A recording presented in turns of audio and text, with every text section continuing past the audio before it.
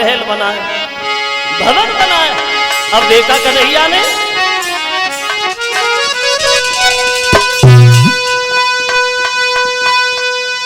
तो अंदर था एक विशाल भवन, हर उसमें एक लड़की पली भई, उस लड़की के ही अपना भी वो सुंदर पड़ती धरी।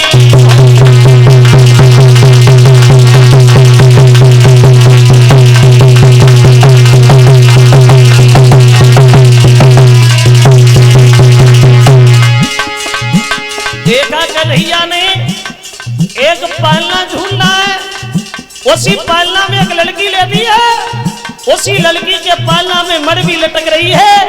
और जैसे लड़की ने कन्हैया को देखा तो चिल्ला चिल्ला करके रोने लगी।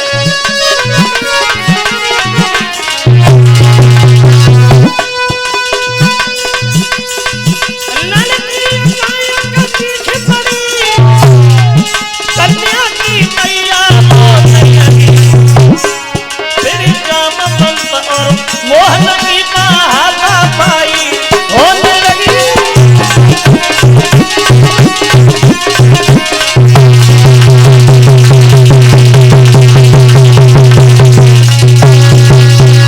लड़की चिल्ला चिल्ला करके रोने लगी तो कन्हैया और जामवंत में युद्ध छिड़ गया।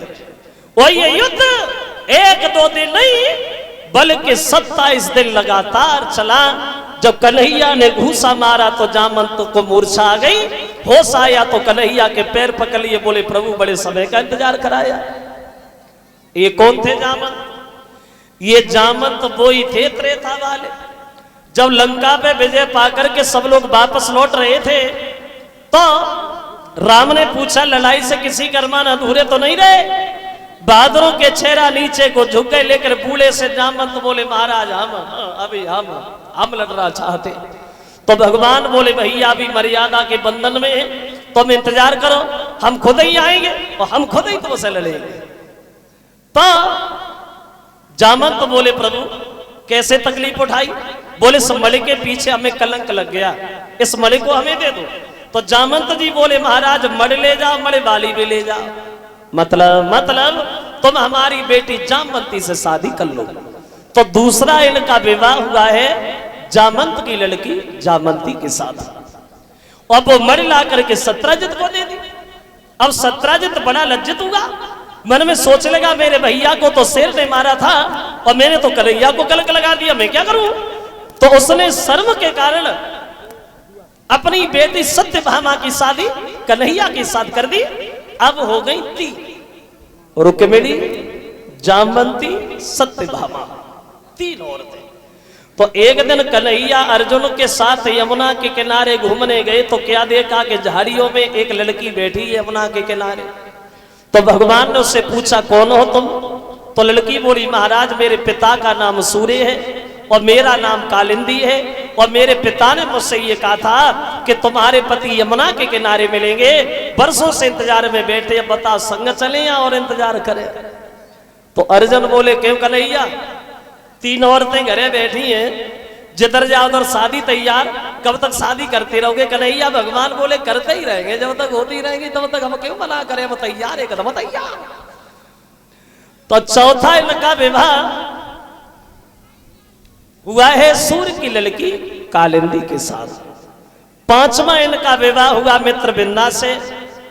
6वां विवाह हुआ शीलभद्रा से। 7वां विवाह हुआ सत्या से।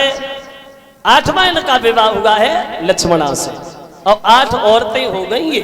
अब क्या हुआ? और वो आगे बढ़े।